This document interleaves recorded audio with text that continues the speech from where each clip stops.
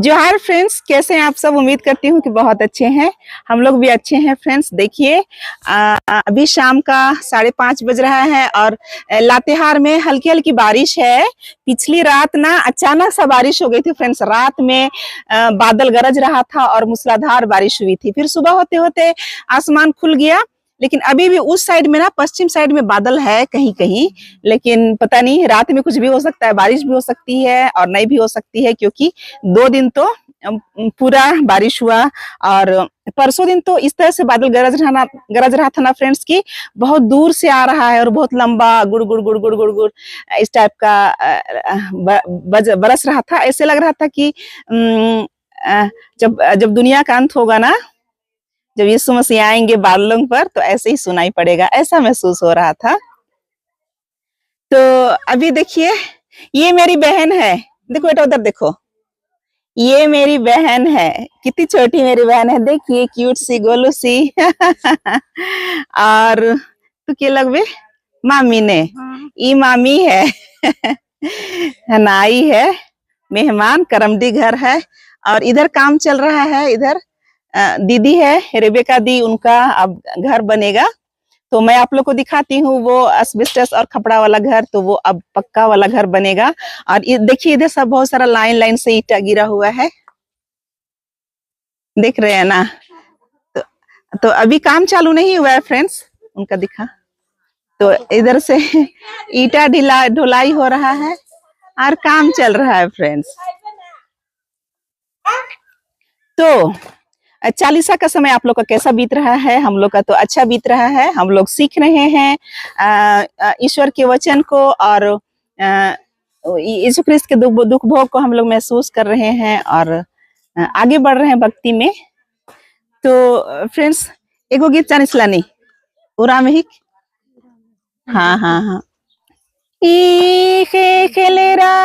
जिनु वचन गही बिनी चाखरा लागी, जिनु वचन गही बिनी चाखरा लागी, वचन गही बिनी जिया गही खलनु, युल्ला निद की कुंदा पर्दा लागी, वाचन गाही बिहनी जिया गाही खलनु, युल्ला निद की कुंदा पर्दा लागी। खेल राजिनु वचन गाही बिनी चाखरा लागी, खेल राजिनु वचन गाही बिनी चाखरा लागी, वचन गाही बिनी जिया गाही खलनु, युल्ला निंद की कुंदा पर्दा लागी, वचन गाही बिहनी जिया गाही खलनु, युल्ला निंद की कुंदा पर्दा लागी।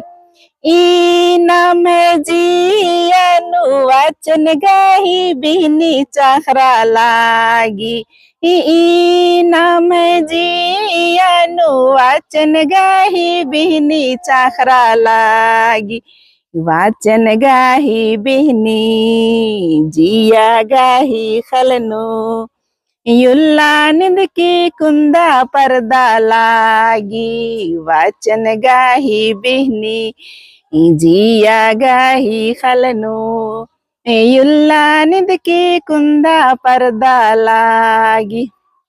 तो फ्रेंड्स, ये छोटी गुड़िया भी ना गुनगुना रही थी, ये भी सुन रही है और सीख रही है, और वचन के बीज ना इस पर भी बोया जाएगा जब ये बड़ी हो जाएगी।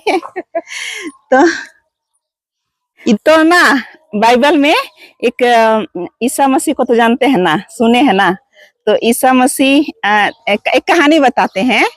तो वो ना अपना बात को समझाने के लिए कहानी से बताते थे, माने डायरेक्ट कोई बात को नहीं बोलते थे। हाँ, कहानी बताते थे। तो अनपढ़ कम पढ़े लिखे लोग बेसमझ सबको समझ में आता है ना कहानी से। तो वो बताते थे कि एक बीज बोने वाला बीज बोने निकला, बिहन है ना, बिहन छीटे निकला। तो गोटे धरती में, हाँ, बुनेला, गोटे धरती में बुन रहा है बीज, बिहान बेटा थोड़ा बोते बोते चल जाता है कि अथी पर पथरीला भूमि पर। हाँ, रास्ता में बुन रहा है। रास्ता में बुनते बुनते पथरीला जमीन। हाँ, रास्ते सुनता है ना। तो झाड़ी में गिरा बिहान, तब झाड़ी से बुनते बुनते तब वो अच्छा भूमि में गिरा। अच्छा, तो यीशु मसीह जब बीज बोने, यीशु मसीह ना खुद बीज बोने निकले तो वो रास्ते में गिरा, तो पैर से खून दिया कोई, तो उगने नहीं सका। और कुछ बीज है ना वो पथरीले भूमि में गिरा, तो वहां पानी नहीं मिलेगा ना, पत्थर धूप में सूख गया, मर गया। और झाड़ी में उगा, झाड़ी में और कुछ बीज उगा लेकिन झाड़ी उसको दबोच दिया। हाँ, तो कुछ बीज झाड़ी में गिरा, बीज तो उगा लेकिन झाड़ी उसको ढांक दिया और वो खत्म हो गया, वो पौधा आगे नहीं बढ़ पाया। और फ्रेंड्स, कुछ बीज है ना वो उपजाऊ जमीन में गिरा, उपजाऊ जमीन में गिरा तो उसे पानी मिला, तो वो ना अंकुरित हुआ और बढ़ा, फल फूल लाया। और यीशु कहते हैं वो 100 गुना फल लाया। तो फ्रेंड्स, इस कहानी का मतलब क्या है? जब मैं सुनती थी चर्च में इस दृष्टांत के बारे में, तो अगर मैं सुनती थी तो मैं तो खेत खलिहान पहुंच जाती थी कि मेरे पिताजी लोग कैसे ये टोकरी में लेकर के बिहन, ये वचन है, ये ईसा मसीह का वचन है। तो ईसा मसीह वचन बोने आए थे और हम लोग के लिए वही छोड़ करके गए हैं, और वो वचन हमारे लिए बाइबल में अंकित है। उसे हम सुनते भी हैं चर्चेस में और यूट्यूब चैनल्स के थ्रू सुनते भी हैं, और बाइबल में हम लोग डेली का पढ़ भी सकते हैं और हम लोग पढ़ते भी हैं। तो वो ना हमारे जब जब हम लोग सुनते हैं, जब जब पढ़ते हैं, तो हमारे हृदय रूपी जमीन में बीज बोया जाता है। और ये जमीन हमारा हृदय होता है।